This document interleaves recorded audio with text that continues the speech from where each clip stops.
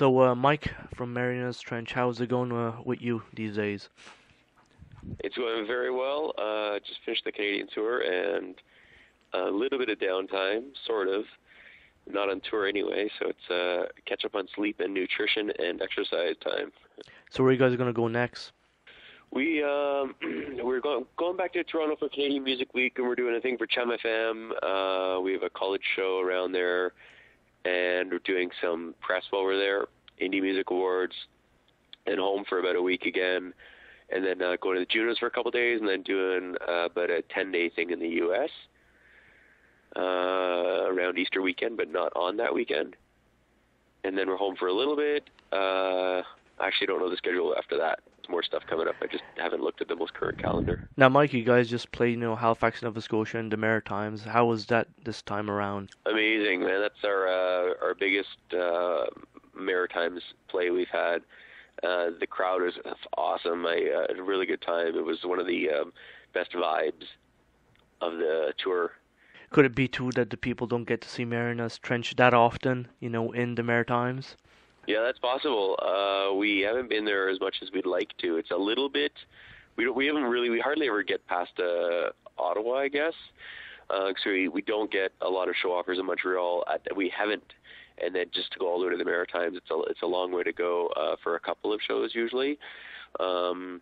We've played a few summer festivals, which is our best way of getting out there. But I think when we do our own tour, when we can choose our own dates, hopefully there'll be a few Maritime shows, not just a Halifax show. But definitely first time in a while, and maybe that's why it was such a good vibe. Everybody's happy we finally came out, and so were we. Yeah, it was a good show, and the sound quality was quite extraordinary. Very good job you guys did. We had our sound guy and tour manager is from Halifax, so he probably has a little bit of an advantage having worked in that venue a few times before. Yeah, we'll give him the credit anyway. The recording part of Ever After, let's say, on your side of things as a bass player, how was that done in your eyes? It's interesting. First two albums, we would sort of write all the songs, do our demos, and then work with producers, and then just have a sort of producified, I'll call it, it's not a word, but demo or a version that we would track for the final time and spend the time getting the best takes we can.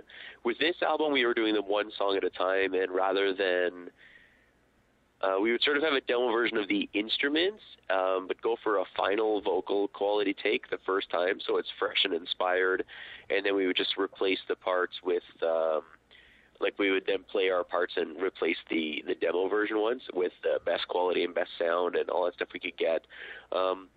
It was cool doing the album one song at a time like that, because when you do it the other way, often you'll sit there and do drums for 8 days in a row, and it starts to become difficult to hear things with a fresh ear, and then bass for 5 days and guitars for 2 weeks or whatever it is, right? Vocals for a week. And it's also probably harder on the vocals because you're just singing and singing and singing rather than breaking it up.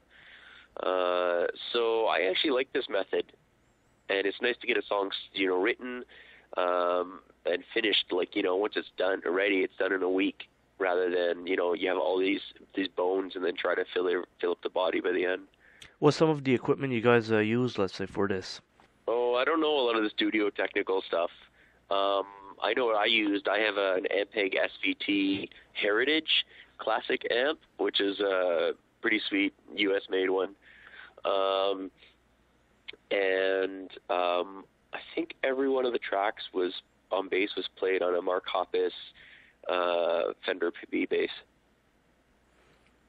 With lots of different guitar amps and lots of different guitars and lots of different drums and tons of studio gear. So, do you find that sometimes when you get too much gear and that it takes longer to record? Let's say for guitars and guitar players, that they look at that and say, "I got to try out all these amps." Yeah, what's funny? It wasn't always the amps. It was usually pretty clear. You know what kind of sound you want, and the amps are pretty distinct from one to the other. But with the guitars, you definitely would audition a lot of guitars for the part. It would only take an extra couple hours, you know what I mean, per song. Maybe 3 hours, 4 hours if you add up all the different parts you're doing. But it's worth it, because you audition them, and all of a sudden it's like one will just stand there. You're like, that is definitely the guitar for this part. And it's pretty neat when you hear them all back to back. I don't know how clearly or sometimes it's a combination of guitars if you're doubling it just to get a sound. It's pretty neat though to hear them all back to back. It is a little bit more time consuming, but it's worth it. Now, Mike, let's say life on the road for you. How is it in your eyes from waking up in the morning to getting on that stage at night? I love being on the road. It's tiring, but there's nothing like playing shows and that adrenaline rush every day and hearing the reaction from your fans and getting to give them your music, the best version you have that day, because it changes day to day. Every show is kind of different. It's an amazing thing. I do find it's hard to keep healthy. Like, even in the last tour, we had a really good food situation. There was fresh catering every day, so there's always a healthy option at lunch and dinner. But for us, we would be playing around 8 o'clock at night, so you would eat dinner as early as possible, like 5:30, usually around 5:30, and not eat too much because I hate playing on a full stomach, and it's harder to sing and jump around and have the energy and stuff. So you would eat, and then, of course, you play your show, and then like midnight, you're starving, and we got this really bad habit of ordering late-night pizza. Right. So I've definitely been like working out every single day since I got home to work off that pepperoni belly. But it's a little hard sleeping on the bus because it's just it's moving all the time. You wake up a bunch, but I still man, I wouldn't trade it. I love my job and I love being on tour. It's when you get to that venue, it changes everything, makes it all worth it. Oh yeah, the second you walk out at the beginning of the show, everything is like. I mean, I enjoy the days anyway, but that moment when the set begins, like for the way that this particular set starts, Josh rolls out in the box, and the two of us, Matt and I, walk out on the side riders and Ian on the drum kit. When that first chord comes in, it's just like, boom! It's such a satisfying moment. Now, Mike, what do you think about social media in general? Like nowadays, Facebook, how good it's getting to promote bands and stuff. I think it's great, man. I think it equals the playing field a little for everybody. I mean, there's still major amounts of marketing that costs money, that definitely helps some bands get an edge, but it is a huge tool for us. We're on Twitter all the time, and our Facebook has 500,000 followers, or whatever they're called on Facebook. Followers on Twitter, I guess. We used to use MySpace a bunch too. I mean, we still have our page up and we still use it, but it was the very first thing we used that really made a difference for us and got us in connection, or got us in contact with our fans. It's neat, man. Social media is an interesting thing, and there's so much of it. I guess for me, it's just a matter of what do you choose, because I find it impossible to do it all. Like we do Forward Spring, Twitter, and Facebook the most, but there are a whole bunch of other blogs and Tumblr and things like that we're kind of on, but it's just really hard to keep up with everything. So it's a real juggling act to figure out which ones are the ones to be focusing on. Would you say MySpace is still quite big for Marianas Trench? I don't know. I'm not sure. I just don't know. I'm not sure to say about MySpace. I mean, we still have a fresh and up-to-date page. I think it's good for hearing music for bands. MySpace is still good. They can post all their stuff. People can check it out.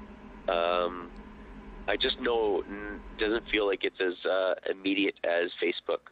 We do something on our page, and it's notifying everybody to some degree, whether it's on their phone or on their computer when they log in. But it's pretty neat.